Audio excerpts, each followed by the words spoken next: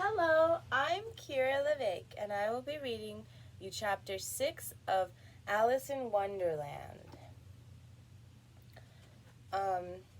Chapter 6 is called Pig and Pepper. Okay. For a minute or two, she stood looking at the house and wondering what to do next, when suddenly a footman in livery came running out of the wood, and she considered him to be a footman because he was in livery. Otherwise, judging by his face only, she would have called him a fish, and rapped loudly at the door with his knuckles. It was opened by another footman in livery, with a round face and large eyes like a frog, and both footmen, Alice noticed, had powdered hair that curled all over their heads. She felt very curious to know what it was all about, and crept a little way out of the wood to listen. And here's the picture of them. There's a frog and a fish. The fish footman began by producing from under his arm a great letter, nearly as large as himself, and this he handed over to the other, saying in a solemn tone, "For the Duchess, an invitation from the Queen to play croquet." The frog footman repeated in the same solemn tone, only changing the order of the words a little, "From the Queen, an invitation for the Duchess to play croquet." Then they both bowed low, and their curls got entangled together. Alice laughed so much at this that she had to run back into the wood for fear of them hearing her, and when she next peeped out, the fish footman was gone, and the other was sitting on the ground near the door, staring stupidly up into the sky. Alice went timidly up to the door and knocked. "There's no sort of use in knocking," said the footman, "and that is for two reasons. First, because I'm on the same side of the door as you are. Secondly, because they're making such a noise inside, no one could possibly hear you." And certainly there was a most extraordinary noise going on within, a constant howling and sneezing, and every now and then a great crash, as if a dish or a kettle had been broken to pieces. "Please, then," said Alice, "how do I get in?" "There might be some sense in your knocking," the footman went on without attending to her, "if we had the door between us. For instance, if you were inside you might knock, and I could let you out, you know."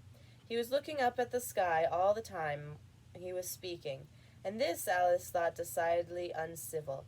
"But perhaps he can't help it," she said to herself. "His eyes are so very nearly at the top of his head.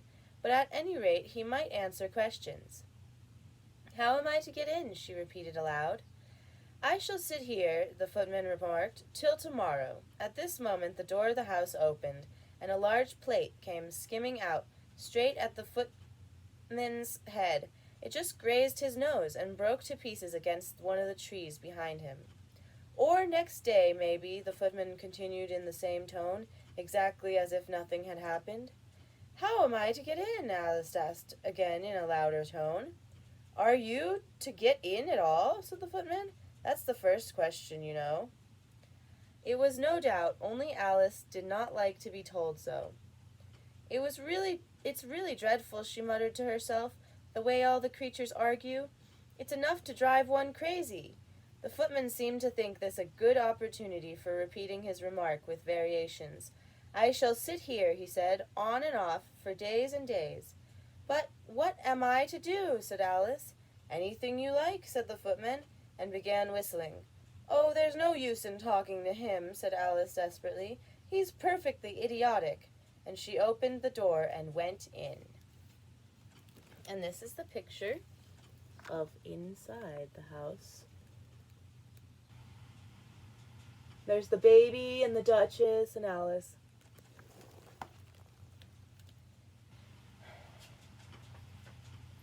The door led right into a large kitchen, which was full of smoke from one end to the other. The Duchess was sitting on a three-legged stool in the middle, nursing a baby, and the cook was leaning over the fire, stirring a large cauldron which seemed to be full of soup. "There's certainly too much pepper in that soup," Alice said to herself, as well as she could for sneezing. There was certainly too much of it in the air. Even the Duchess sneezed occasionally, and as for the baby, it was sneezing and howling alternately without a moment's pause.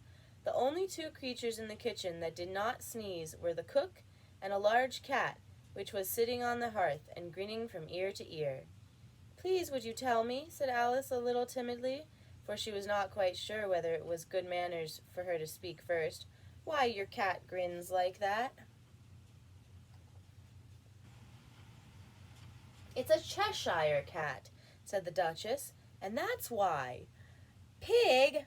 She said the last word with such violence that Alice quite jumped, but she saw in another moment that it was addressed to the baby, and not to her, so she took courage and went on again. "I didn't know that Cheshire cats always grinned. In fact, I didn't know that cats could grin." "They all can," said the Duchess, "and most of them do." I don't know of any that do," Alice said very politely, feeling quite pleased to have gotten into a conversation. "You don't know much," said the Duchess, "and that's a fact." Alice did not at all like the tone of this remark, and thought it would be as well to introduce some other subject of conversation. While she was trying to fix on one, the cook took the cauldron of soup off the fire and at once set to work throwing everything within her reach at the Duchess and the baby. The fire irons came first, then followed a shower of saucepans, plates, and dishes. The Duchess took no notice of them, even when they hit her, and the baby was howling so much already that it was quite impossible to say whether the blows hurt it or not. "Oh, please mind what you are doing," cried Alice, jumping up and down in an agony of terror. "Oh, there goes his precious nose!" as an unusually large saucepan flew close by it and very nearly carried it off. "If everybody minded their own business," said the Duchess in a hoarse growl, "the world would grow round a deal faster than it does." "Which would not be an advantage," said Alice, who felt very glad to get an opportunity of showing off a little of her knowledge. "Just think what work it would make with the day and night. You see, the earth takes 24 hours to turn around on its axis." "Talking of axes," said Duchess, "chop off her head." Alice glanced rather anxiously at the cook to see if she meant to take the hint, but the cook was busily stirring the soup and seemed not to be listening, so she went on again. 24 hours, I think, or is it 12? "Oh, don't bother me," said the Duchess. "I never could abide figures." And with that she began nursing her child again, singing a sort of lullaby to it as she did so, and giving it a violent shake on the end of every line. "Would you tell me, please, why you are painting those roses?" And this is a picture that will come later on. There, see, they're painting roses.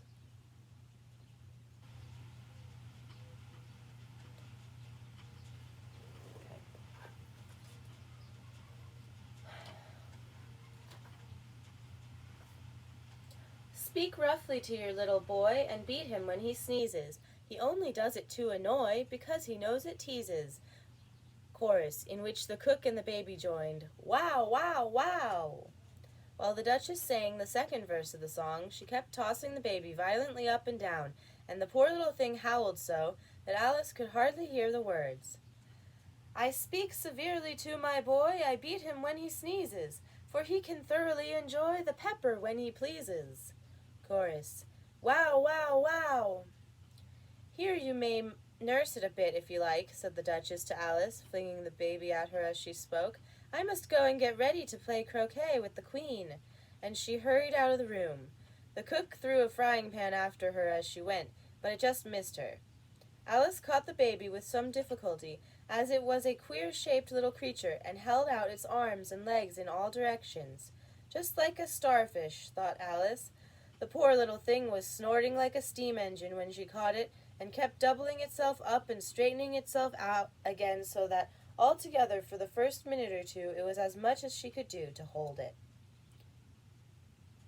As soon as she had made out the proper way of nursing it, which was to twist it up into a sort of knot, and then keep tight hold of its right ear and left foot as to prevent it undoing itself, she carried it out into the open air. "If I don't take this child away with me," thought Alice, "they're sure to kill it in a day or two. Wouldn't it be murder to leave it behind?" She said the last words out loud, and the little thing grunted in reply.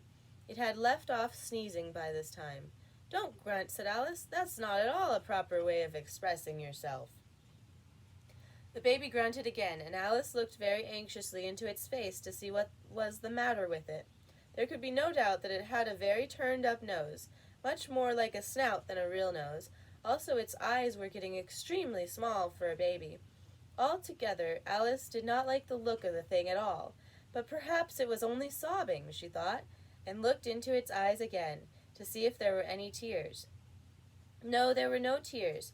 "If you're going to turn into a pig, my dear," said Alice seriously, "I'll have nothing more to do with you. Mind now." The poor little thing sobbed again, or grunted, it was impossible to say which, and they went on for some while in silence. Alice was just beginning to think to herself, "Now what am I going to do with this creature when I get it home?" when it grunted again, so violently that she looked down into its face in some alarm. This time there could be no mistake about it. It was neither more nor less than a pig, and she felt that it would be quite absurd for her to carry it any further. So she set the little creature down, and felt quite relieved to see it trot away quietly into the wood. If it had grown up," she said to herself, "it would have been a dreadfully ugly child. But it makes rather a handsome pig, I think." And she began thinking over other children she knew who might do very well as pigs, and was just saying to herself, if one only knew the right way to change them. Then, when she was a little startled by seeing the Cheshire cat sitting on a bough of a tree a few yards off. "Cheshire puss," she began timidly. Here's the picture.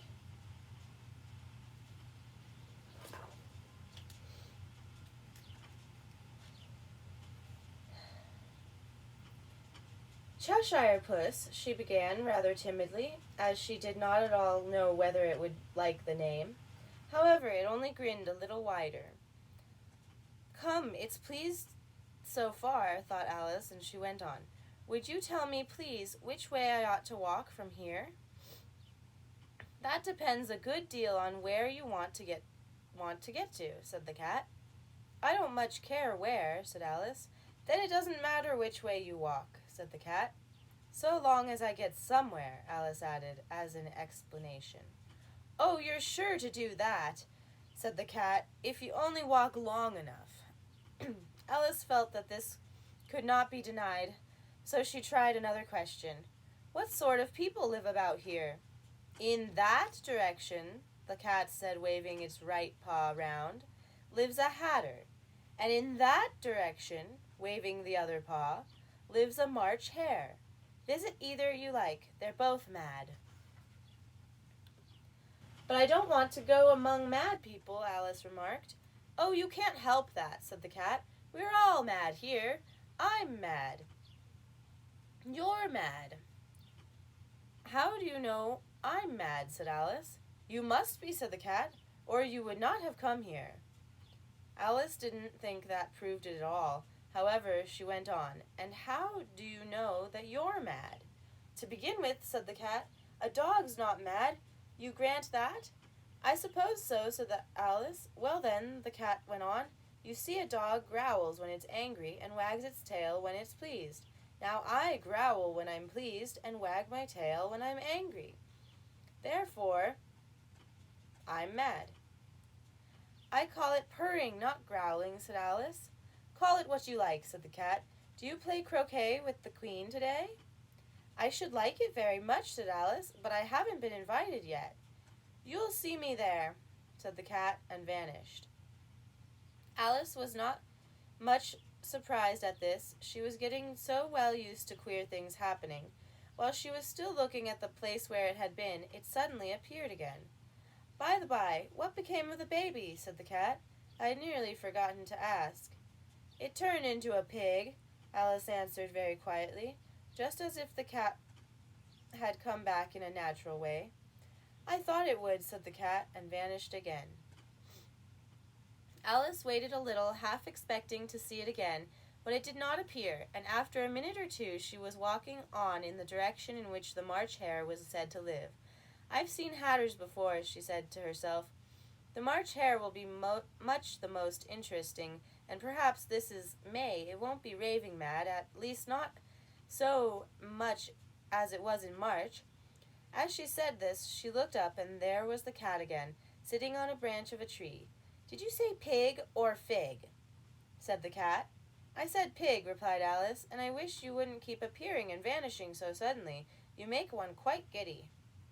All right, said the cat, and this time it vanished quite slowly, beginning with the end of the tail and ending with the grin, which remained some time after the rest of it had gone. Well, I've seen a cat without a grin, thought Alice, but a grin without a cat? It's the most curious thing I've ever seen in my life.